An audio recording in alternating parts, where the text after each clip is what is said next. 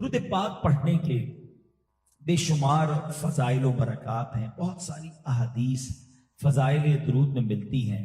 ایک بڑی پیاری حدیث ہے، میرے آقا فرماتے من صلی علی فی یوم الف مرۃ، آقا فرماتے جو مجھ پر ایک دن میں 1000 مرتبہ درود پاک پڑھے، لم یمت حتی یرا مقعدہ فی الجنہ، وہ اس وقت تک نہیں مرے گا جب تک جنت میں اپنا ٹھکانہ نہ دیکھ لے۔ اللہ اکبر۔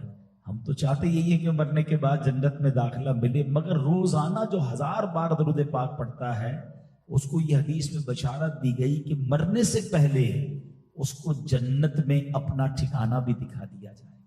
اب 1000 بار درود پاک میں کتنی دیر لگتی ہے؟ الصلاۃ والسلام علیک یا رسول اللہ، یہ بھی درود پاک ہے۔ صلی اللہ تعالی علی محمد صلی اللہ علیہ وسلم، یہ بھی درود پاک ہے۔ 40 منٹس میں 1000 بار درود پاک ہو جاتے ہیں۔ اچھا، ہم میں سے بہت سارے لوگ واک کرتے ہیں یا ڈرائیو کرتے ہیں یا ٹریول کرتے ہیں، تو اگر ہم اپنا واکنگ ٹائم، اپنا ٹریولنگ ٹائم درود ٹائم بنا دیں، 40 منٹس اسپیئر کر لیں، تو آپ کے اتنی ساری تعداد میں درود پاک ہو جائیں گے۔ اور آپ بلیو کریں، جب بندہ درود پاک کثرت سے پڑھنے لگتا ہے نا، اس کی ٹینشن ریلیز ہونے لگتی ہے، اس کی مشکلیں آسان ہونے لگتی ہیں۔ وہ شاعر کہتا ہے نا، ہر درد کی دوا ہے صلی علی محمد، ہر درد کی دوا ہے صلی علی محمد، تعویذ ہر بلا ہے صلی علی محمد صلی اللہ علیہ وسلم۔ آئیے ربیع الاول کے مہینے میں میں بھی نیت کر لوں، آپ بھی نیت کریں کہ روزانہ کثرت کے ساتھ درود پاک پڑھیں گے۔ ایک بار محبت کے ساتھ بآواز بلند درود پاک پڑھ لیں۔ صلو علی الحبیب صلی اللہ تعالی علی محمد صلی اللہ علیہ وسلم۔ میرے پیارے اسلامی بھائیوں، آج نبی پاک علیہ الصلوۃ والسلام کی حیات طیبہ کا ایک ایسا امیزنگ وصف میں نے بیان کرنا ہے۔ ویسے تو میرے آقا ایسی عظیم ہستی ہیں کہ جن کا ہر وصف ہی نرالا ہے، ہر ایسپیکٹ آف لائف ہی اعلیٰ ہے۔ ایسا رب نے پہلے بھی کوئی حسین اور باکمال نہیں بنایا، اور اس کے بعد بھی کسی کو نہیں بنایا۔ ایک زندگی کے زاویے کو میں اس لیے آپ کے سامنے بیان کرنا چاہتا ہوں کہ یہ ہماری لائف میں بڑا، اس کا یوں سمجھے کہ اہم حصہ ہے۔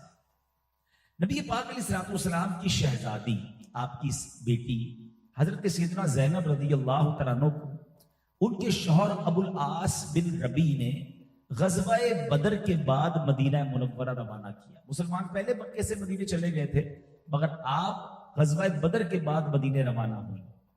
جب قریش مکہ کو ان کی روانگی کا علم ہوا تو انہوں نے سیدنا زینب رضی اللہ تعالیٰ عنہ کا پیچھا کیا اور مقام ذی طویٰ میں انہیں پا لیا۔ حبار بن اسود، یہ وہ شخص تھا جس نے حضرت سیدنا زینب کو نیزہ مارا، جس کی وجہ سے آپ اونٹ سے گر گئیں اور آپ اس وقت پریگننٹ تھی، آپ کا حمل بھی ضائع ہو گیا۔ ایک والد کے لیے یہ کتنی صدمے کی بات ہوگی۔ اور پھر اللہ کے حبیب علیہ الصلوۃ والسلام، آپ کی صاحبزادی ہیں حضرت زینب رضی اللہ تعالی عنہا۔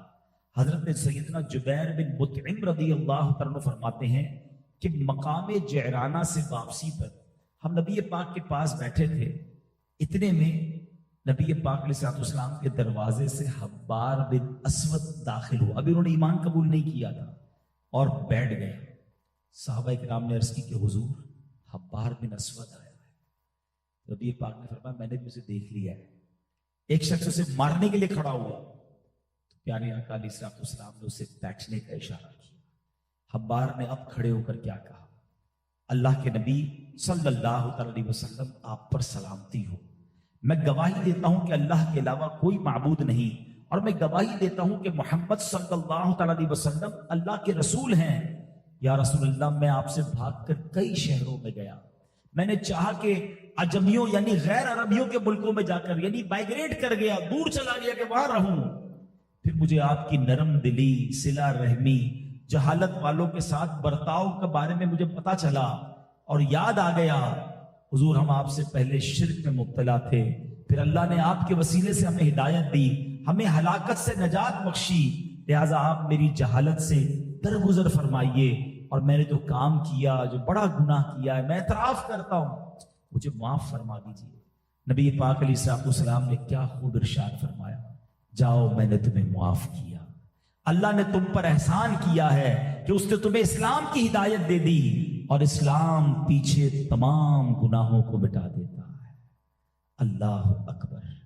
اے میرے پیارے اسلامی بھائیوں، آج میرا موضوع یہ ہے کہ نبی پاک علیہ الصلوۃ والسلام کی حیات طیبہ میں یہ معافی جو تھی نا، جو درگزر تھا، رحم دلی تھی، جہالت کے برتاؤ کے مقابلے میں بھی حلم اور بردباری کا جو ریاکشن تھا، یہ اس قدر کمال کا ہے، اور یہ اتنے واقعات ہیں کہ اگر ہم اس کو پڑھیں اور اس کو سنیں تو ایمان تازہ ہو جاتا ہے۔ پھر ہم اپنے بارے میں غور کریں۔ آج ہمارا حال کیا ہے؟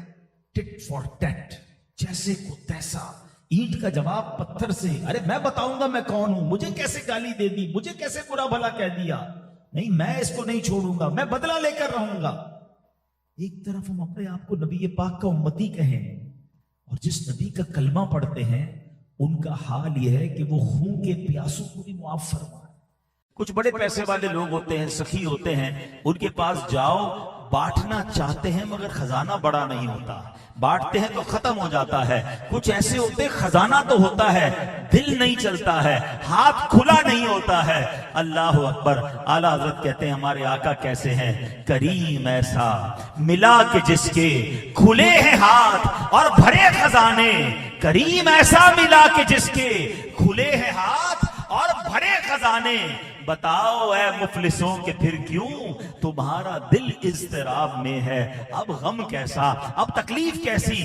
اللہ نے اپنے خزانوں کا مالک بھی بنایا اور ہمیں ان کا در بتا دیا، تو اب مانگی جاؤ، وہ عطا فرماتے ہیں۔ اور جتنا مانگو، آج دنیا میں کسی کو کہیں بڑی ضرورت ہے، بھائی بڑا پریشان ہوں، 10,000 روپے چاہیے، وہ 1,000 روپے نکال کے دے دیتا ہے۔ کسی سے جناب بڑی کوئی اور چیز چاہیے، جتنا مانگو تھوڑا ملتا ہے۔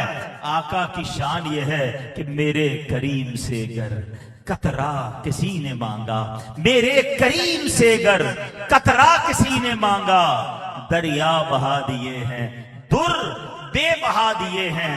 اللہ اکبر۔ یہ میں ایسے نہیں کہتے کہ آقا اللہ کے خزانوں کے مالک ہیں یا کنجیاں آپ کو ملی ہیں۔ آؤ میں آپ کو حدیث سناتا ہوں، اور حدیث بھی بخاری شریف کی سنا رہا ہوں۔ نہ جانے کیوں لوگ اعتراض کرتے ہیں، انہیں پرابلم کیا ہے؟ ارے اللہ نے جب ان کو اپنے خزانوں کا مالک بنایا ہے تو انہیں کیوں نہیں مانتے کہ وہ رب کے حبیب ہیں، اور مالک اور خالق اور محبوب و محب میں میرا تیرا نہیں ہوتا۔ بخاری کی حدیث سنا رہا ہوں۔ سرکار دو عالم علیہ السلام فرماتے ہیں فَبَيْنَ أَنَا نَائِمٌ أُتِيتُ بِمَفَاتِيحِ خَزَائِنِ الْأَرْضِ فَوُضِعَتْ فِي يَدِي۔ فرماتے میں سو رہا تھا کہ زمین کے تمام خزانوں کی کنجیاں لا کر میرے ہاتھوں پہ رکھ دی گئی۔ اللہ کے حبیب کو سارے خزانوں کی چابیاں عطا فرمائیں، دین کی کنجیاں، دنیا کی کنجیاں، جنت کی کنجیاں، دوزخ کی کنجیاں، ہر چیز کی کنجیاں، یعنی چابیاں میرے آقا علیہ الصلوۃ والسلام کو عطا فرمائی ہیں۔ اللہ اکبر۔ یہی بات برادر اعلیٰ حضرت لکھتے ہیں، کنجی تمہیں دی اپنے خزانوں کی خدا نے، کنجی تمہیں دی اپنے خزانوں کی خدا نے، محبوب کیا مالک و مختار بنایا۔ اللہ اکبر۔ آج دنیا میں بھی ایسا ہوتا ہے کہ جناب کوئی بہت بڑی شخصیت ہو، وہ اپنے کسی پیارے، اپنے کسی قریبی کو بہت سارے پاورز دے دیتا ہے، سگنیچر کی صلاحیتیں دے دیتا ہے، پاور آف اٹارنی دے دیتا ہے کہ میری جگہ تم یہ کام کر لینا۔ نارمل سی بات ہے، کوئی نہیں کہتا کہ جناب اس بندے کو ہم مالک مانتے ہیں، ہم بھی یہی کہتے ہیں اللہ مالک ہے، وہ خالق ہے، سب کچھ اس کا ہے، مگر اس نے اپنے حبیب کو اگر اختیارات دیے ہیں تو اس سے کسی کو پرابلم کیا ہے؟ وہ اللہ کے حبیب ہیں، وہ جسے چاہے اپنا رب عز و جل اختیار عطا فرمائے، تو اس نے اپنے حبیب کو اختیار دیا ہے۔ اگر کسی سے محبت کی جاتی ہے، حسین نہ بھی ہو تو لوگ کہتے ہیں یار اسپیشل، با کمال ہے، لوگوں سے الگ ہے، یہ ہٹ کے از ورسٹائل۔ ٹھیک ہے جناب، چلیں اگر اسپیشل سے محبت کرنی ہے، میں بتاتا ہوں اللہ نے اپنے حبیب کو کیسا با کمال بنایا ہے۔ ارے کمال تو کمپلیٹ ہی جب ہوتا ہے جب نبی پاک کے قدموں کا بوسہ دیتا ہے۔ آپ کو بہت سارے لوگ ملیں گے، کوئی کہے گا اس کی سٹی پر، اس کنٹری پر جناب یہ سپر پاور ملک کا بڑا ہے تو دنیا کے کئی ملکوں پر اس کا کنٹرول ہے۔ میں تو اس اسپیشل کی بات کرنے آیا ہوں جو زمین پر کھڑے ہو کر اشارہ فرمائے تو چاند 2 ٹکڑے ہو جاتا ہے، جو دعا فرمائے تو سورج پلٹ آتا ہے۔ اللہ اکبر، یہ تو میرے آقا کا جوبن کا وقت تھا نا۔ سنو میرے آقا کے بچپن کا عالم کیا ہے۔ حضرت عباس رضی اللہ تعالیٰ عنہ میرے آقا کے چچا ہے، یہ بعد میں ایمان لائے۔ کہتے حضور مجھے اسلام کی ایک خاموش دعوت جو ہے نا آپ کے بچپن میں مل گئی تھی، آپ کے کمالات میں نے بچپن میں بھی دیکھے ہیں۔ حضور آپ جھولے میں تھے، میں نے دیکھا کہ آپ اپنے جھولے کے اندر ہیں اور آپ جس طرف اشارہ کرتے تھے نا چاند اس طرف چلتا رہتا تھا۔ اللہ اکبر۔ اب ذرا بڑی خوبصورت بات عرض کرنے جا رہا ہوں۔ میں اور آپ بھی کبھی کسی بزرگ ہستی سے ملتے ہیں، ہماری فیملی کے کچھ بڑے ہمیں مل جاتے ہیں، وہ کہتے ہیں یار تم بچپن میں یہ کرتے تھے۔ اچھا ہم بھی سر جھکا کر کہتے ہیں کرتے ہوں گے بھائی، سب کے سامنے تو پول نہ کھولو، یاد تھوڑی ہوتا ہے 2-3 سال میں کیا کیا کیا تھا ہم نے، وہ سب کہہ رہے ہوتے ہیں ہم سن رہے ہوتے ہیں۔ کرنا بھی نہیں چاہیے بزرگوں کو، اگر کوئی گڑبڑ کی ہے تو بتایا نہ کرو سب کے سامنے بھائی، ٹھیک اچھی بات ہو تو بتا دیا کرو۔ میرا لوگ کبھی کبھی ایسی بات بھی کہہ جاتے ہیں کہ سر شرم سے جھک جاتا ہے، اچھا ڈینائی بھی نہیں کر سکتے، یاد ہی نہیں ہے 2-3 سال کی عمر میں کیا کیا تھا۔ مگر میرے آقا کی شان دیکھیں صلی اللہ تعالیٰ علیہ وسلم۔ حضرت عباس کہتے ہیں حضور آپ جھولے میں تھے اور میں نے دیکھا جدھر انگلی کرتے تھے اسی طرف چاند جاتا تھا آپ کے اشارے پر۔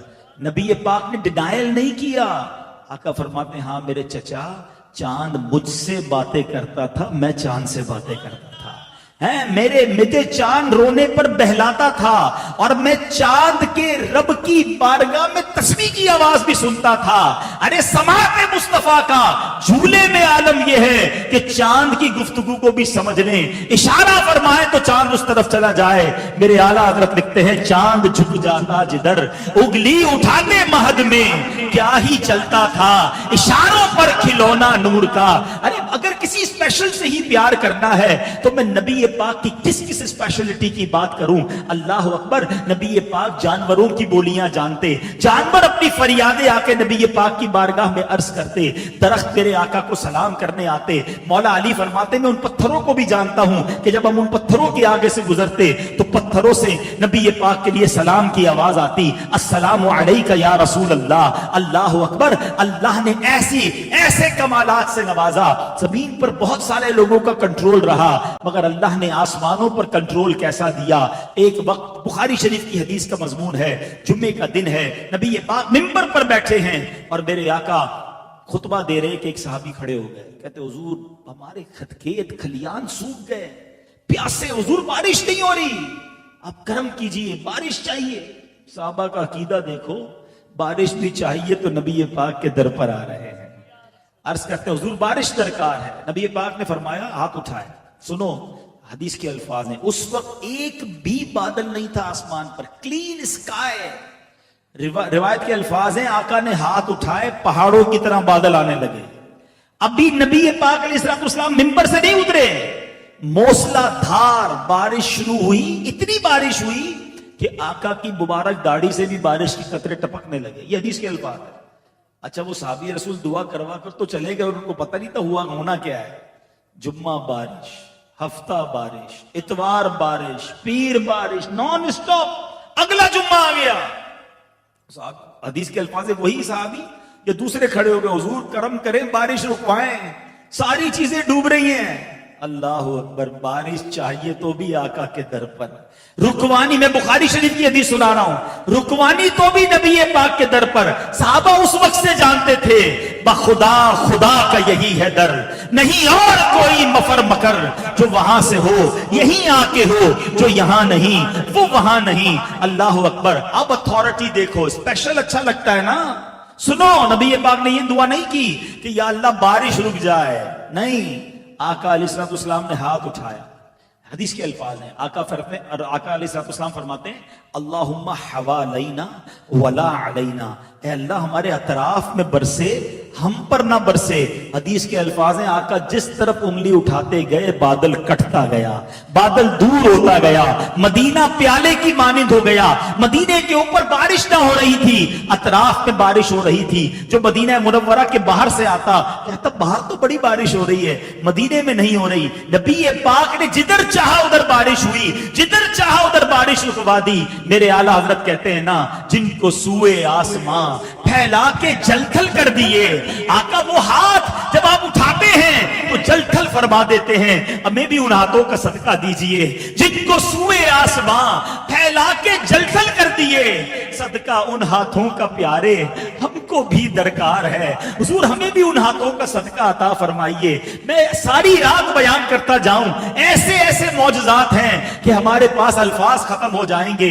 پیارے آقا کے معجزات کا ہم بیان کیا کریں. اعلیٰ حضرت کہتے ہیں سرتاب قدم ہے تنے سلطان زمن پھول، لب پھول، بدن پھول، سکن پھول، دہن پھول. حضور تنکا بھی ہمارے تو ہلائے نہیں ہلتا، تم چاہو تو ہو جائے ابھی کوہ مہن پھول. میرے آقا اللہ نے آپ کو ایسے اختیارات دیے تو اے میرے ینگسٹرز، میرے بچوں، میری دنیا بھر میں جو اس وقت لائیو ہمیں سن رہے ہیں، یاد رکھو اگر کسی اسپیشل سے، کسی با کمال سے محبت کرنی ہے تو اللہ نے اپنے حبیب جیسا با کمال دنیا میں کسی کو نہیں بنایا. اعلیٰ حضرت لکھتے ہیں وہ خدا نے ہے مرتبہ تجھ کو دیا، نہ کسی کو ملے نہ کسی کو ملا، کہ کلام مجید نے کھائی شہا. تیرے شہرو کلامو بقا کی قسم، تیرا مسند ناز عرش بری، تیرا محرم راز روح امین، وہی سرور ہر دو جہاں ہے شہا، تیرا مثل نہیں ہے خدا کی قسم. اللہ نے ایسا دنیا میں کوئی نہیں بنایا. اگر محبت کرنی ہے تو ان کے سوا کون ہے جن سے محبت کی جائے.